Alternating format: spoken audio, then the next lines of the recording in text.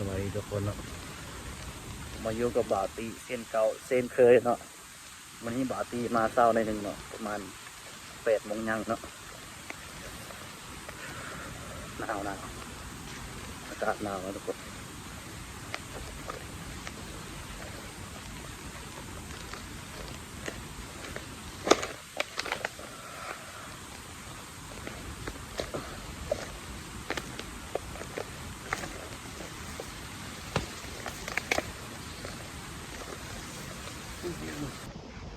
อันนี้คือครัวอะไรเนาะทางไปสวนเนาะทางไปสวนพระเจ้าเนาะ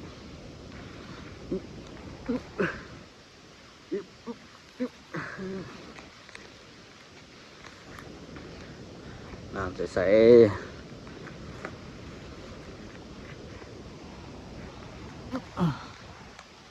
นี่เนาะ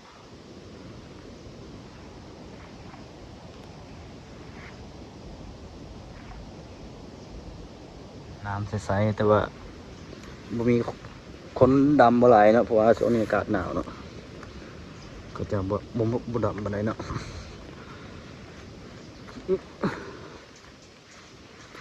ตกน้ำนี่แล้วแหละโทรศัพท์ก็ได้ใส่สกิลในการข้ามครัวเนาะ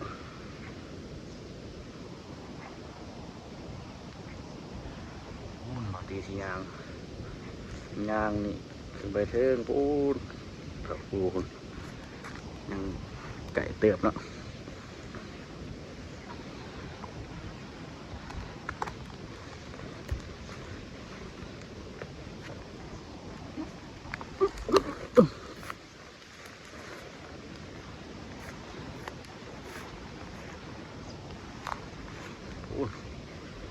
แถวปู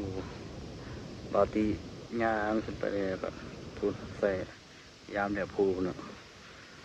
โอเคนะทุกคน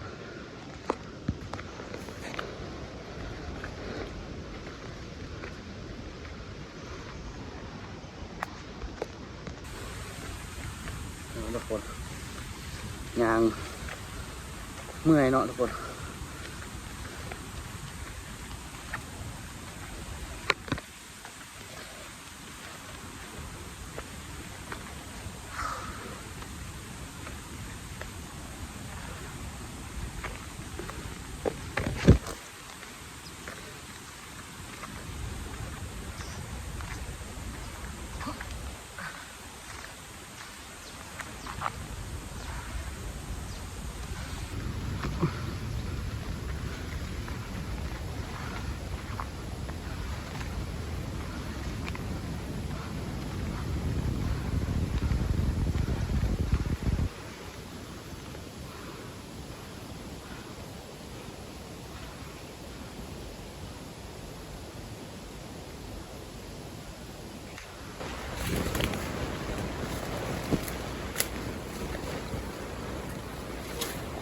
เรียบร้อยทุกคน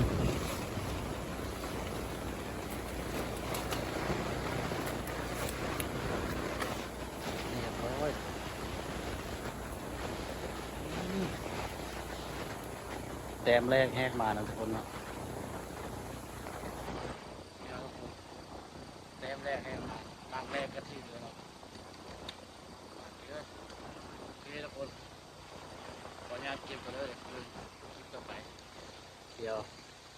รุ่นน้ำกันว่าวันนี้จะได้จะโตแต้มโอเคทุกคนรุ่นน้ำกันเลย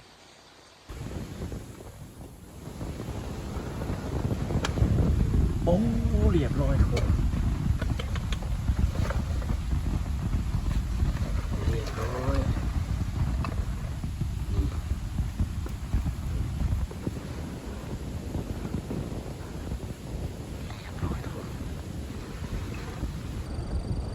เรียบร้อยนะทุกคนมันมาเนาะแต้มที่สองเมื่อวานแต้มที่สองเนาะขออนุญาตเก็บกันเด้อ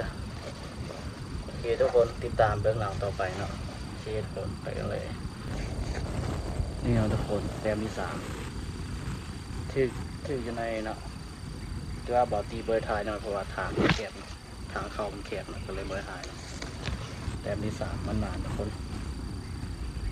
ไม่ไหวแต้มที่3โอเคทุกคนรุ่นเบื้องหลังต่อไปเนาะ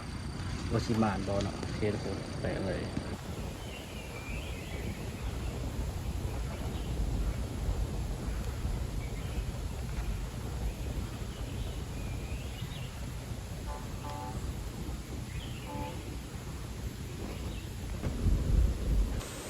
โอเคทุกคนบอตี้ก็ยามกลับแล้วบนเทียบเรียบร้อยแล้วเดี๋ยวชีมาเบิกว่าได้จากแต้มเนาะมื้อนี้บ่หมานเนาะมื้อนี้เนาะได้บ่หลายเนาะโอเคทุกคนเดี๋ยวเบิกว่าสิได้จากแต้มเนาะรุ่นกันเลย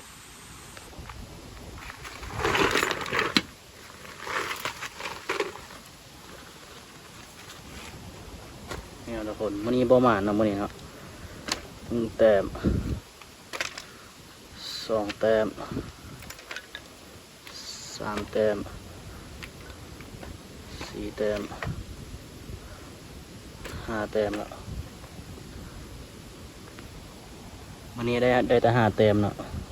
ตัวนี้ถือแต่ว่าตัวยังกินหมูเนาะนี่เนาะวันนี้ได้แต่5 แต้มนะทุกคนเนาะโอเคทุกคนวันนี้ก็ถือว่าบ่หมานปานใดเนาะได้แต่5 แต้มเนาะโอเคทุกคนเนี่ยฝากกันในขอฝากกดติดตามกดไลค์กดแชร์เด้อคอมเมนต์เป็นกำลังใจบ่าวตี้เด้อฝากคอมเมนต์เลยทุกคนเด้อยังไงก็กดติดตามไว้เนาะติดตามเบิ่งคลิปต่อไปว่าบ่าวตี้ที่ใส่แถวไหนเนาะแถวนี้ก็คือว่าบ่มาแล้วเนาะได้เริ่มได้น้อยเนาะเดี๋ยวมือลำบากตีสิกู้กันแล้วไปใช้ยี่บ่อนอื่นเนาะโอเคทุกคนคลิปนี้ก็ฝากไว้สักนี้เนาะโอเคเราติดตามเบิ่งคลิปต่อไปเนาะว่าบ่าวตี้ใช้บอลใดเนาะโอเคบายทุกคน